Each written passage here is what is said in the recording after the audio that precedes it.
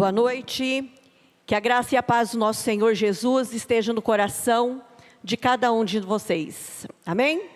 Você também que está aí nos assistindo na internet, que você possa sentir aí da tua casa a presença do Senhor, e que você possa ouvir a sua voz falando em teu coração. Quero também cumprimentar o pastor Gilson, que está aqui conosco essa noite. Seja muito bem-vindo, né? Já esteve tanto conosco aqui na sua adolescência, juventude. Então, é muito bom tê-lo aqui entre nós. Deus abençoe, pastor. Eu costumo dizer que o problema não é o problema. O problema é o que nós fazemos com ele. Então, o problema não é o problema, porque problema todo mundo tem. Agora, o que nós fazemos com ele é que é o grande problema. Porque alguns de nós passam pelos problemas de cabeça erguida, outros se arrastando, alguns com confiança, outros desesperados. Alguns enxergam a luz no fim do túnel, outros que não há esperança. Então o problema não é o problema.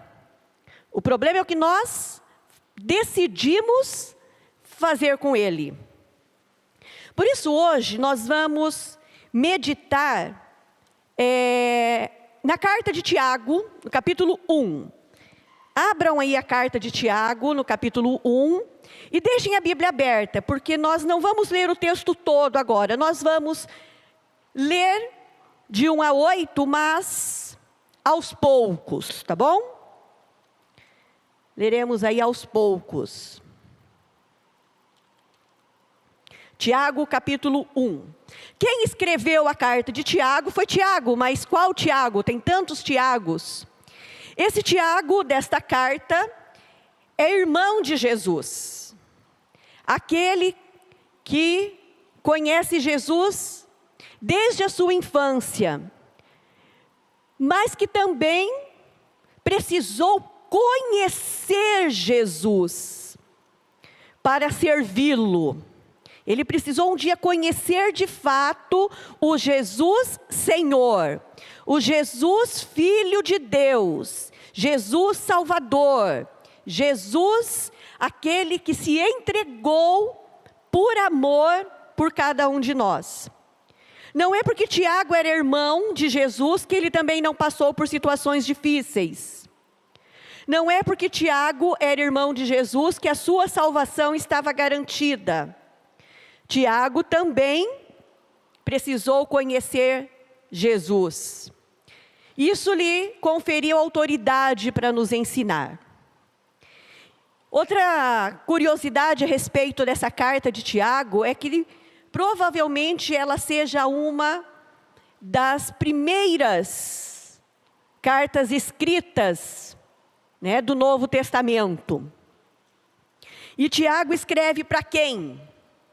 Vocês se lembram, quando olhamos lá em Atos, que depois do Pentecostes, e eles ficam ali em Jerusalém, acontece uma perseguição. E os judeus são forçados a fugirem.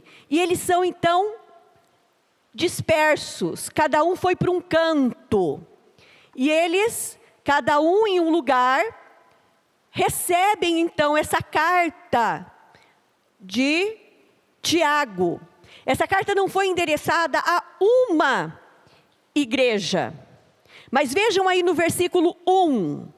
Tiago, e olha só, ele não diz assim, Tiago, irmão de Jesus. Ele diz, Tiago, servo de Deus e do Senhor Jesus Cristo, as 12 tribos que se encontram na diáspora. Saudações. Quer dizer, essa carta foi endereçada aos judeus que estavam dispersos, cada um em um lugar. Por que ele mandou esta carta e disse, olha, o máximo de pessoas faça com que o máximo de pessoas tenha acesso a isto que eu estou escrevendo. Porque estes judeus, estes servos do Senhor, estes crentes, estavam passando por perseguição. Eles estavam passando por uma grande prova. Crente também passa por prova. E o objetivo dessa carta é que estes crentes fossem coerentes com a fé que professavam durante as provas.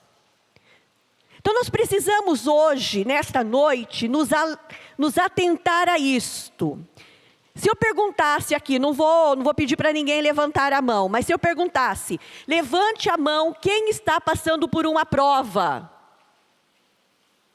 Eu acredito que 99%, pelo menos, para não dizer 100%, levantaria a mão e diria assim, eu estou passando por uma prova.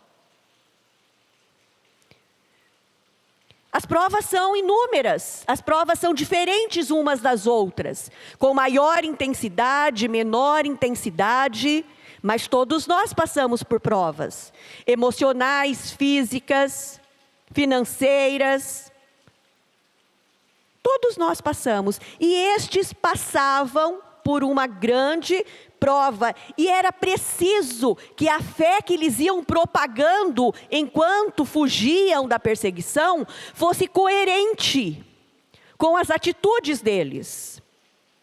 Porque também eles precisavam dar um bom testemunho da fé. Era preciso fazer com que estes que estavam fugindo da perseguição fossem crentes maduros, e não crentes reclamões e mimizentos. Precisavam ser maduros diante das provas, porque crente passa por prova, e eles, se você ler toda a carta de Tiago, você vai ver que eles foram perseguidos, eles foram dispersos, eles foram roubados. Por conta de serem roubados, eles ficaram pobres, foram oprimidos pelos ricos, eles ficavam doentes. Todos passam por grandes provações e Jesus em momento nenhum escondeu isso. No mundo tereis aflições. E então Tiago escreve para esses crentes em Jesus Cristo, dizendo para eles o seguinte: meus irmãos, versículo 2, vamos lá.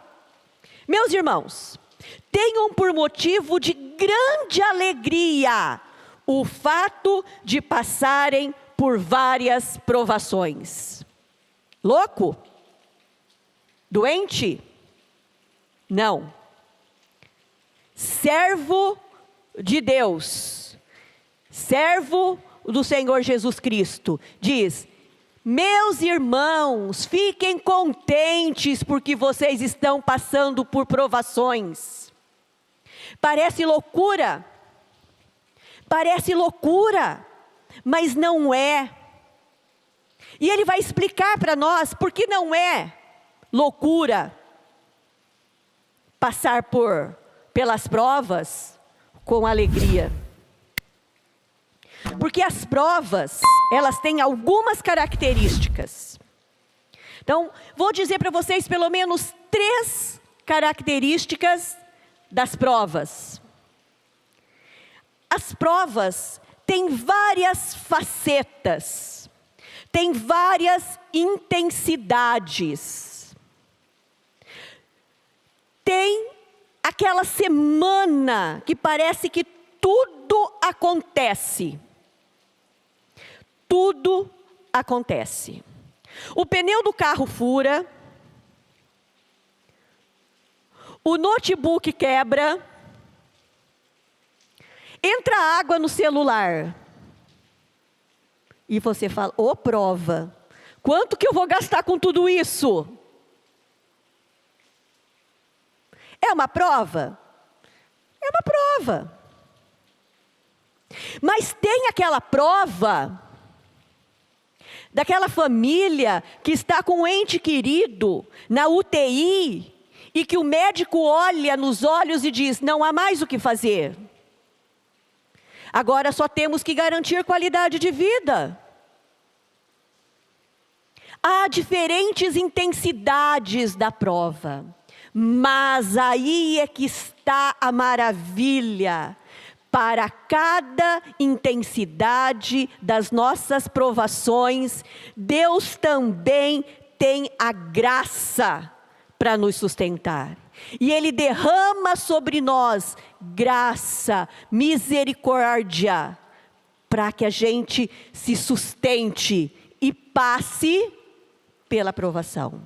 Então, as provas têm diferentes intensidades, mas tem a graça de Deus.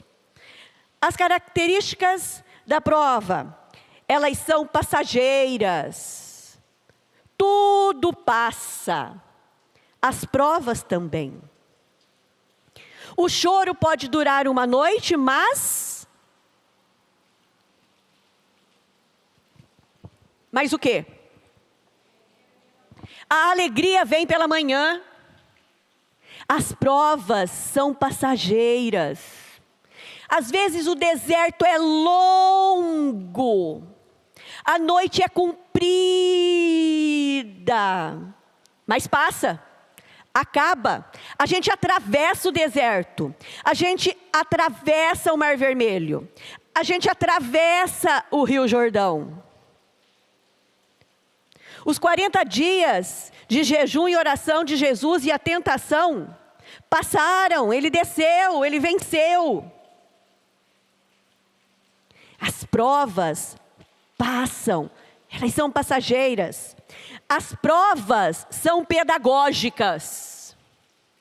As provas são pedagógicas. Nós aprendemos com as provas. Se você não está aprendendo com as provas, dobre seu joelho e ao invés de perguntar para Deus: por que eu, Senhor?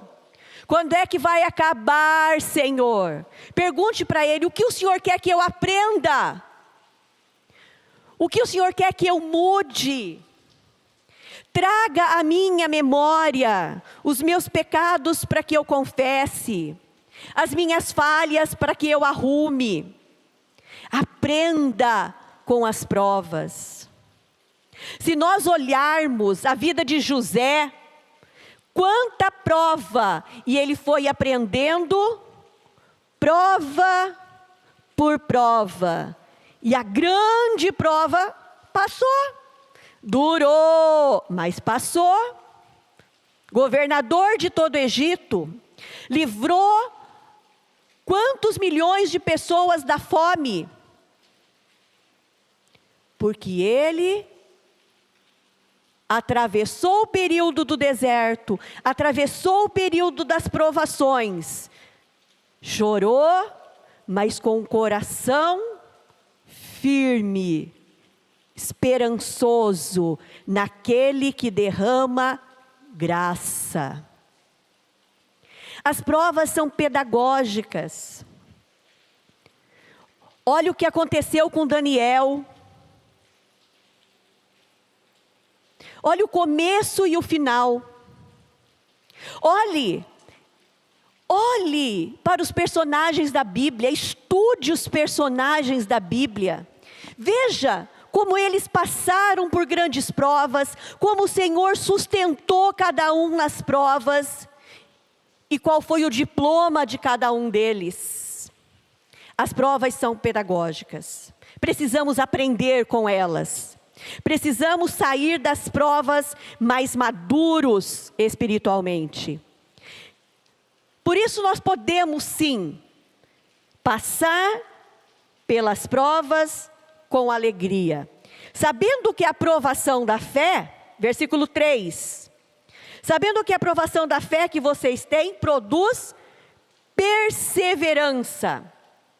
Então eu posso me alegrar porque o Senhor é a minha força.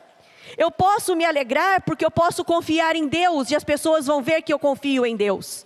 porque eu ainda consigo, em meias provas, esboçar um sorriso sincero. A prova produz perseverança, persistência quando não há mais o que fazer. Eu continuo orando, eu continuo fiel, eu continuo servindo. Deus não é um Deus de barganha. Eu sirvo quando tudo vai bem, eu cruzo os braços quando tudo vai mal. Perseverança e fidelidade no servir, no adorar. Eu não vou citar nomes, mas nós temos muitos testemunhos nesta igreja de pessoas que passaram por dores horríveis, que perderam entes queridos muito próximos,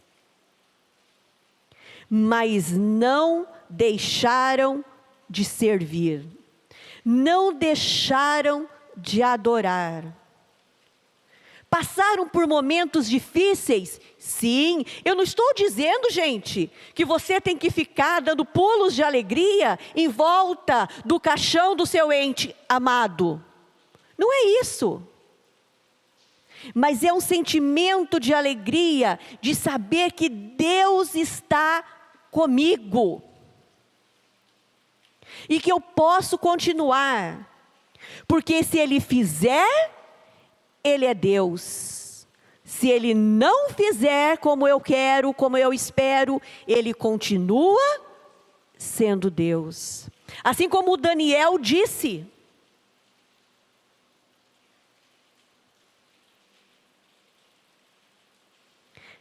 Perseverança. Essa perseverança nos transforma em crentes. Vejam lá, ó. A perseverança, versículo 4, deve ter ação completa para que vocês sejam perfeitos e íntegros. Então sigam a linha do raciocínio aí. Eu passo pela prova com o sentimento de que o Senhor está comigo, por isso eu posso me alegrar em meio às provas. Isso faz que eu continue perseverante. E sendo perseverante, eu me transformo em um crente muito mais maduro e íntegro. Um crente mais maduro e sincero. Um crente mais maduro em que as pessoas olham e dizem: ali vai um servo de Deus. Que nós podemos andar sem envergonhar os que nos cercam e muito menos o nome do nosso Deus. É nisso que nós nos transformamos quando somos perseverantes em meio às provas. Mas como? Como conseguir essa alegria, essa perseverança, essa maturidade espiritual no meio da provação? Veja lá o versículo 5. Se porém algum de vocês necessita de sabedoria, peça a Deus. Peça sabedoria a Deus no meio da prova. Mas vamos pedir sabedoria como? Como eu peço sabedoria? Primeira coisa, eu não posso pedir sabedoria para o meu próprio deleite. Vocês lembram de como foi que como foi que Salomão pediu sabedoria para Deus? Ele disse assim: eu preciso de sabedoria, Deus, para que eu possa tomar boas decisões, governando esse povo. Como é que eu vou governar? Como é que eu vou cuidar desse povo se eu não tiver sabedoria? Então me dê sabedoria para que eu possa cuidar do outro. Então não peça sabedoria só para você bater no peito e dizer: eu sou sábio, eu tomo boas decisões. Peça sabedoria a Deus para que você seja bênção onde você está plantado, para que você seja bênção em todos aqueles que você pode alcançar através da sua vida. Peça sabedoria a Deus para que a tua vida possa ser usada como instrumento vivo nas mãos de Deus, para que através das suas provas, bênçãos sejam derramadas na vida de outros. Para que as pessoas vejam como aquela pessoa consegue sorrir, apesar de tudo que ela está passando. Somos testemunhas do amor de Deus, do poder de Deus. Se nós fraquejamos em meio à prova, o mundo vai olhar para nós e vai apontar o dedo e dizer assim: cadê seu Deus? Cadê seu Deus? Aí você vai dizer para ele assim: não, mas sabe o que é? No mundo tereis aflições, então eu estou no meio da aflição, né? Deus não disse que nos livraria das aflições assim, né? Não estamos numa redoma que nada acontece. Mas aí ele vai continuar apontando para você e dizendo assim: mas cadê esse seu Deus que não te sustenta? E você vai dizer o quê? Ai, Deus é um fracote que não consegue me sustentar quando o problema é desse tipo? Quando nós fraquejamos, não estou dizendo, gente, não estou dizendo que você não pode chorar. Eu não estou dizendo que você não deva pedir ajuda na hora da provação. Eu não estou dizendo que você não precisa, muitas vezes, de um auxílio da medicina para enfrentar as tuas lutas. Não é isso que eu estou dizendo. Mas o que eu estou dizendo é que nós precisamos passar pela prova, sabendo que o Senhor está do nosso lado. Nem que seja para pegar a mão e dizer assim: vá no psiquiatra, porque neste momento você precisa ser medicado. E eu capacitei o médico para cuidar de você. Mas você precisa ter absoluta certeza que no meio da prova, o Senhor está. Não é que Ele estará ou que Ele esteve. Ele está com você. Então peça sabedoria a Deus para passar por isso. Peça a Deus, mas peça com fé. E uma fé não fingida, uma fé que transforma, uma fé real, que sabe e confia na soberania e no poder de Deus. Peça com fé, sem duvidar. Porque quem duvida, nós vamos ver nos próximos versículos, que não vai receber a sabedoria não. Então às vezes nós estamos clamando por sabedoria, mas a nossa fé anda meia boca. E a gente fala: mas eu não sou sábio.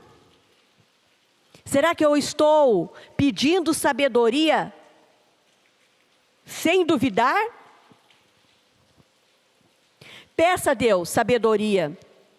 Para isso é preciso nos lembrar que o temor do Senhor é o princípio da sabedoria. Precisamos nos lembrar que a sabedoria do alto, e não o conhecimento terreno é muito bom, nos ajuda muito, porque nos traz informações para as decisões, mas a sabedoria que vem do alto, esta sim é eficiente e eficaz, para que possamos tomar as melhores decisões, escolhendo sempre as coisas mais excelentes, porque é ela que nos ajuda a escolher. E quando você pedir a sabedoria a Deus com fé, sem duvidar, Ele vai te dar. Porque ele diz assim: peça a Deus que a todos dá, com generosidade e sem reprovações, e ela lhe será concedida. Ele dá com generosidade, em abundância. Ele não dá sabedoria a conta-gotas, quando você pede sem duvidar. Ele dá com generosidade a todos, com alegria. Sabe aquele pai que está pronto para dar o presente e só espera que o filho diga: pai, eu queria que você me desse. Pai, eu queria que você me desse um abraço. E aquele abraço estava guardado. E ele abraça no final do dia, quando chega do trabalho. E Deus está cheio de sabedoria para derramar nas nossas vidas. Precisamos pedir. Precisamos ser um corpo mais sábio. A sabedoria nos ajuda a enfrentar as provas. Mesmo porque ela nos ajuda a entender e sermos mais... fugiu a palavra? Eu vou falar assim, fazedores, mais produtivos. Fazedores eu sei que está errado, mas era só para eu poder lembrar. Mais produtivos durante a prova. Porque Paulo foi preso. Porque prova, ele não fez nada, não era bandido, não era criminoso. Ele foi preso. Mas ele pedia sabedoria a Deus. E na prisão, ele não murmurou. Ele continuou produtivo. Ele continuou escrevendo cartas e pregando para toda a guarda que se revezava ali na prisão, cuidando dele. Então, quando a sabedoria é nossa companheira, nós continuamos produtivos, apesar da provação. E quando ele diz assim, peça com fé sem duvidar, por quê? Pois o que duvida, versículo 6, é semelhante à onda do mar, impelida e agitada pelo vento. Sabe aquelas pessoas? Hoje ele sai cantando, e ele glorifica, e amanhã ele não vem mais para a igreja, porque o William não falou boa tarde para ele.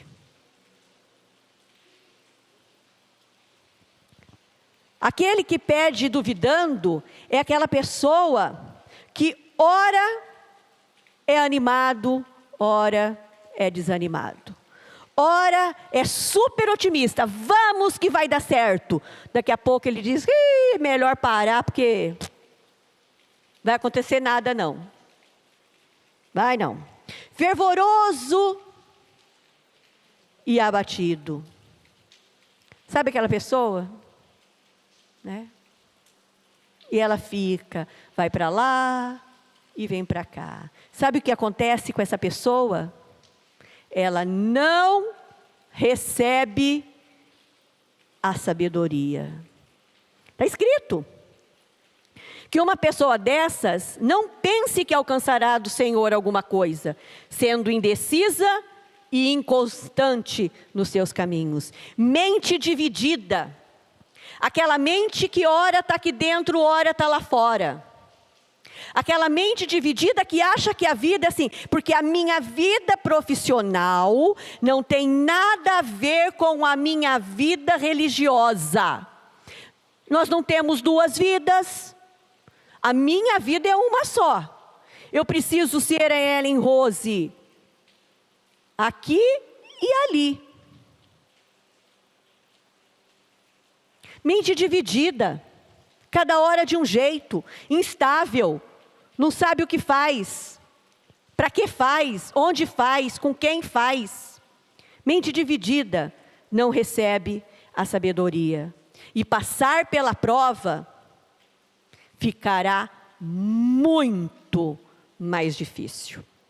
Então, se você quer passar pela prova com sabedoria, lembre-se que as provas são diferentes, de intensidade diferentes, mas Deus dá graça para você passar por ela. Elas são passageiras, às vezes longas, mas passa. Elas são pedagógicas, elas sempre vão nos ensinar algo, então esteja atento para aprender durante a prova. Passe por elas com alegria, sabendo que o Senhor está contigo. Ele diz que jamais vai nos abandonar, que ninguém e nada pode nos arrebatar de suas mãos. Desenvolva durante a prova a perseverança, a fidelidade, a constância na presença de Deus. Peça durante a prova ainda mais sabedoria para lidar com o que você está passando. Mas quando orar pedindo sabedoria, peça com fé, sem duvidar. Porque mente dividida, pessoa inconstante, não vai receber. Com sabedoria, será muito mais fácil passar pela prova.